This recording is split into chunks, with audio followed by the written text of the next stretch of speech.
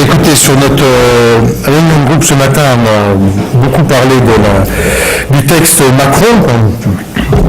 On attend de voir ce qui va en être. Bon, ce qui est très clair pour nous, c'est que, bon, tout d'abord, quand on parle de relance de l'économie et qu'on l'aborde par l'ouverture des magasins de dimanche et d'autre part par l'organisation du désert notarial, c'est-à-dire d'empêcher l'accès aux droits, c'est n'importe quoi d'ailleurs.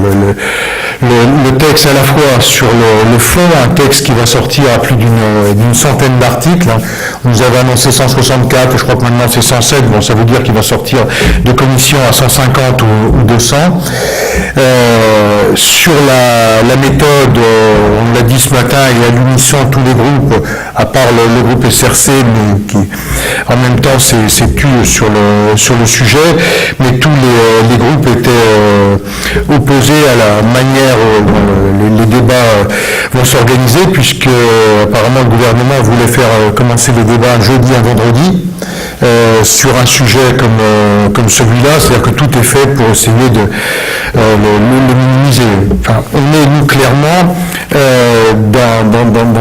dans un texte qui, de ce qu'on en connaît aujourd'hui, n'a aucun sens. Et surtout, parler de relance de l'économie à propos de ce texte, on a vraiment envie de se pincer, quoi. Sinon, bon, sur le PLFR, bien évidemment, on votera contre, le texte sur les régions également. Sur le droit d'asile, là, les débats vont commencer après-midi. Bon, là aussi, on est sur un texte qui, en fait, je crains fort qu'on arrive à un texte qui soit pire que la réglementation actuelle, c'est-à-dire que sur les objectifs, on les avait partagés, le fait de dire il faut réduire le temps d'instruction puisqu'on est à 2 ans, le ramener à 9 mois, c'est un objectif non seulement qui est louable mais qu'on partageait. Or là, on est en train de se rendre compte que finalement, au gré des amendements, non seulement on va vraisemblablement avoir énormément de difficultés à réduire ce délai, mais surtout qu'on est en train d'ouvrir des droits nouveaux et qu'à partir du moment où on ouvre des droits nouveaux, on va ouvrir des droits de recours, des possibilités de recours. Et donc, on est là aussi parti pour créer si ce n'est une pompe aspirante, au moins à ne absolument pas régler la situation du droit d'asile où tout le monde s'accordait à dire qu'on a aujourd'hui 80% des demandeurs d'asile qui sont déboutés et le sujet c'est d'éviter d'avoir à traîner ces dossiers, en sachant que tous ces dossiers de personnes déboutées restent en France. Donc là, début des amendements de l'examen du texte en séance plénière tout à l'heure à partir de 16h, mais alors qu'on y allait plutôt dans un esprit d'ouverture sur les premières annonces qui avaient été faites, bon, je pense qu'on va être vraisemblablement en opposition complète sur ce texte. Voilà ce que je peux vous dire sur les sujets qu'on va voir cette semaine. C'est à cause de l'ouverture de droits nouveaux, Oui, et puis qu'on est en train de créer une usine à gaz supplémentaire avec le droit au logement, le droit sur la formation professionnelle, les possibilités de recours, enfin bref. Est-ce que sur la législative de dimanche, vous serez des enseignements d'ordre général ou c'est simplement un enseignement local? Non, il y a des enseignements d'ordre général à en tirer. Le premier enseignement, c'est un effondrement sans précédent du PS. 14%. Le résultat du PS. Donc, bon, nous, c'est une législative qui s'ouvre sous de bons auspices, puisqu'on est à 41. Donc, bon, a priori, c'est une législative qu'on gagne. Bon, le regret, mais ça, c'est le problème des partiels, surtout une partielle très isolée comme celle-là. C'est la seule en France un jour, donc très peu de participation, à 75% d'abstention. Mais sinon, bon, des résultats qui sont encourageants pour la semaine prochaine. Le Premier ministre a écarté l'idée d'une proportionnelle intégrale, ça vous rassure? Non. Bon, ce qui était d'ailleurs assez intéressant dans l'intervention du Premier ministre, c'est que Valls, le réformateur, ça en est terminé. Maintenant, c'est tenir, durer, coûte que coûte, rester en poste à tout prix. Il n'y a pas plus un mot sur la nécessité de réformer. Il y a aussi cette espèce d'interprétation de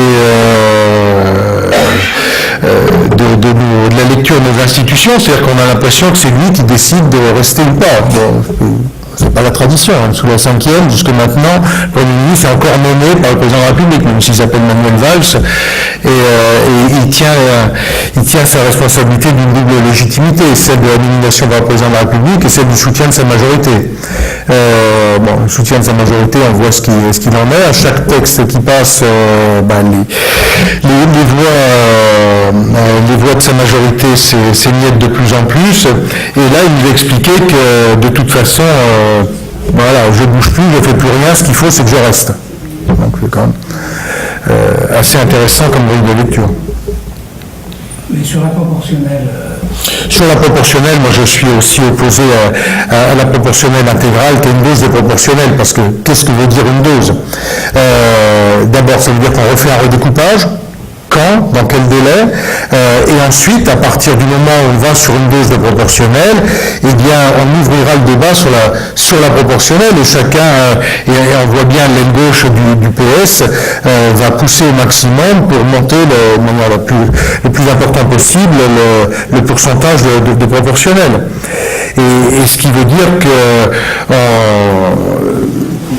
on aura des députés qui seront élus sur des scrutins de liste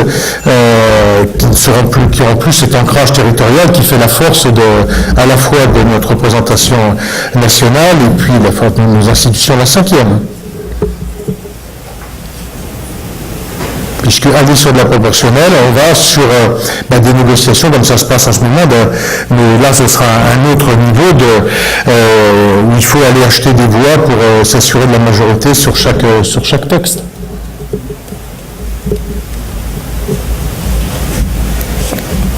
Lionel Jospin au Conseil constitutionnel.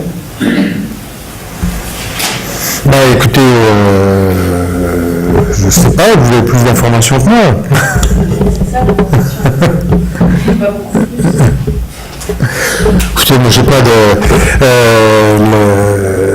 la nomination, c'est pas nous qui la faisons. Donc voilà. Après.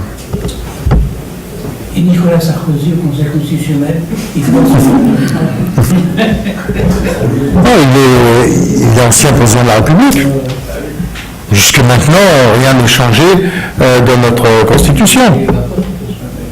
Non, mais d'accord, mais il est... voilà. Les anciens présidents de la République, ils sont dedans. Donc pas d'opinion sur la personnalité de Lionel Jospin au Conseil constitutionnel. C'est pas le plus, à partir du moment où c'est la gauche qui le nomme, c'est pas le plus illégitime. Voilà, c'est pas.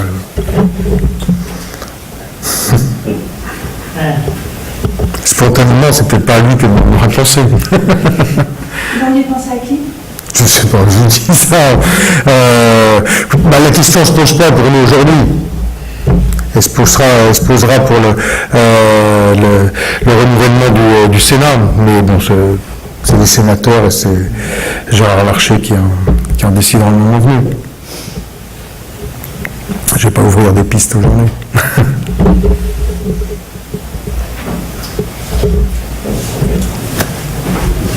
C'est bon ?